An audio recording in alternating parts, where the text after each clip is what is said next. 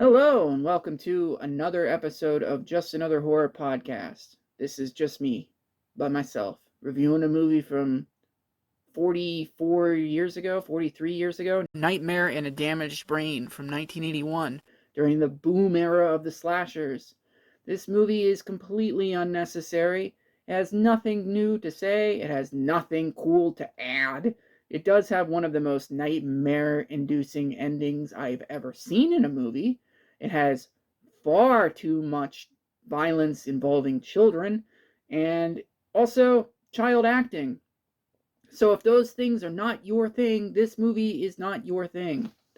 There was a rumor that Tom Savini, seen here acting, actually did the makeup for this movie. There's even a photograph of him on set. But if you ever ask him about this movie, don't. Because according to him, he had nothing to do with it. The effects are amazing. You would think that he did have something to do with it. They're so good, I can't show you like anything. All I can show you are clips like this. Kathy, I saw somebody looking in the window at us. Me too. There's nobody there. Nobody.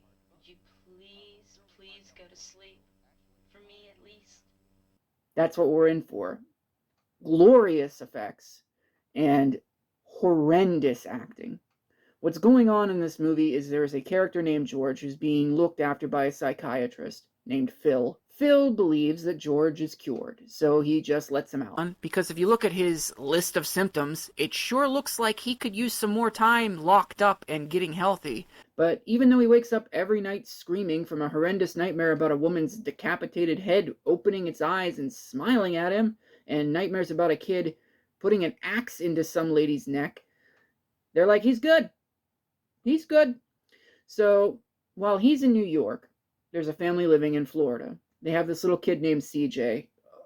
This kid acting, just bleh. After being let loose from the psychiatric ward, George goes into New York and immediately goes to a strip club where he has a seizure. These nightmares that we get to see glimpses of as the movie goes on involve a woman doing something to a man that involves BDSM and a child who is clearly confused as to what he's seeing and acting to defend his father from an apparent attacker dressed in lingerie. So after having a seizure, we cut to day 2 where he's still in New York and he decides he's going to make some calls from a phone booth and say nothing. He does this 1,000 times. I don't know where he got a car from, but he's traveling to Florida, and you find this out by the radio stations changing as it cuts back to him in the car. I actually thought that was a good way of showing that hey, where he's going. This is what he's doing. So kudos to the filmmakers on that one. You got 1 point from me. Congratulations. The main characters are a woman whose name I can't remember because it's not mentioned for the first 30 minutes of the movie, and her hippie boyfriend, because apparently her husband left the day that CJ was born. CJ is a little asshole who fakes injuries and tries to trick his parents, but it's not like his mom is a good mom. He's a little too bright and a little too imaginative. He's not some gangster. And as for you two, Tammy, you're the oldest now. You should know better. Just get in that. I don't even want to see you. Get in that television room. Turn on the television. Look at this mess. Look at this mess. How many times do I have to tell you to stay out of the booth? Huh? Hey, relax! Just yelling. Just yelling. Look at this scene. Here's another scene where she yells at him for birds being there. CJ, get those damn birds out of here! I guess maybe he brought the birds over. So George is trying to make his way to Florida. His car breaks down and he goes to a bar. And it wouldn't be an early 80s shitty slasher without something incredibly common for these movies to happen. Just another night, and it's like so many others I've had to face, and I'm caught up in this world, forced to live without a love that I can't erase, and it's gonna take some time. Why do they do this? Are they just Like, this movie isn't an example of, like, needing to fill time. It's an hour and 40-some minutes. I don't even know, but, like, I have several times in my notes, it's only 30 minutes in, it's only 40 minutes in, it's only 50 minutes in. This movie is so long. It's not physically long, it just feels long. So he hides in the back of this woman's car, rides to her house, kills her, and it is dramatic, gory, and extremely disturbing. Like, nothing like, what's his name? Art the Clown.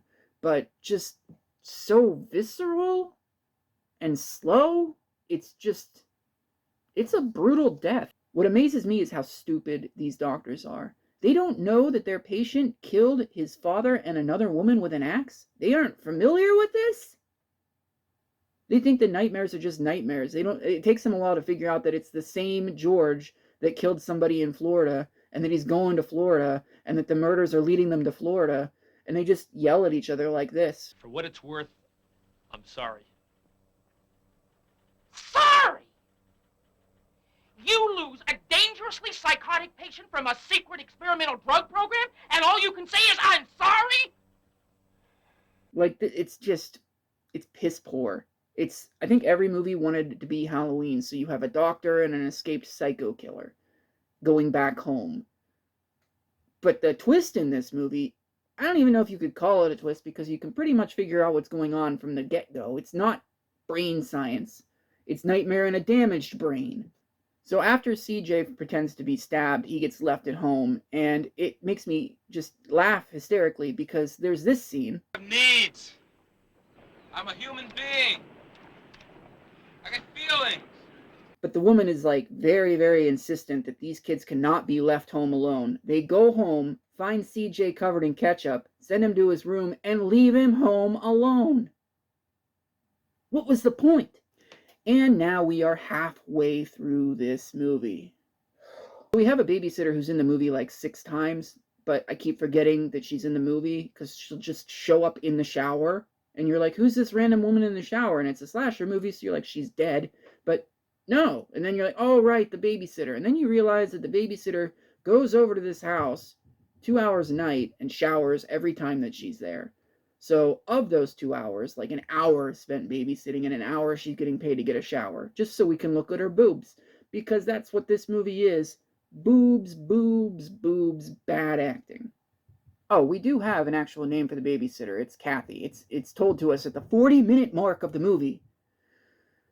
So the doctors clickety-clack on a Commodore 64 until they figure out exactly where George is. There's a 91% chance he's at the place where he murdered his family at.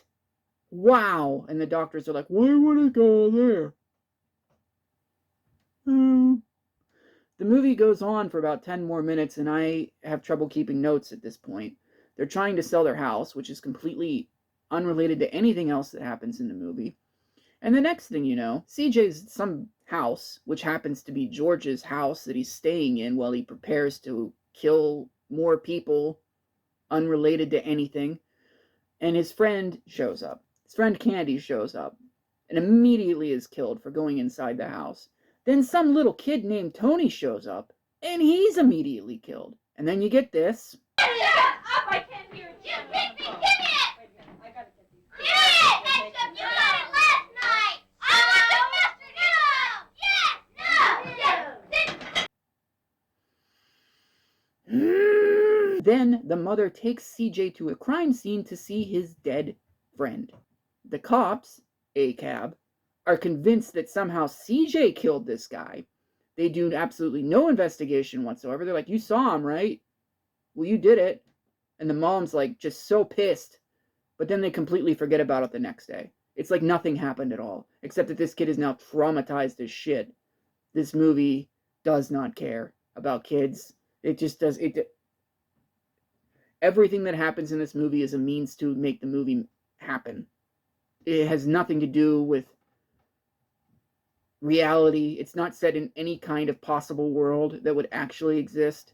Like, I don't know if the 80s were like this, but I doubt it. Like computers where you're just like, where is George? Florida. You can't do that now.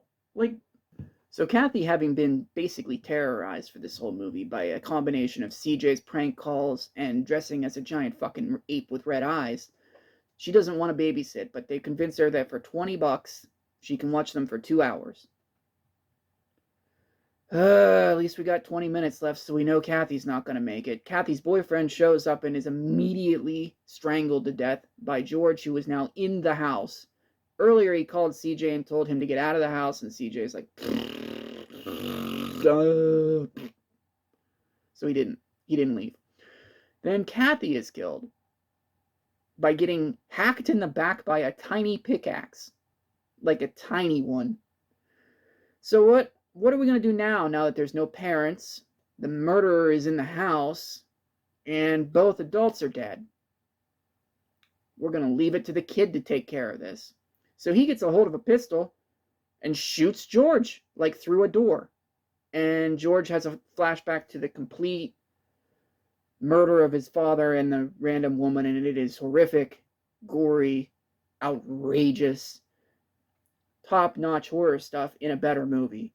This scene belongs in a better horror movie. It's so graphic, it's so upsetting, it's so disturbing, and it's thrown into this trash.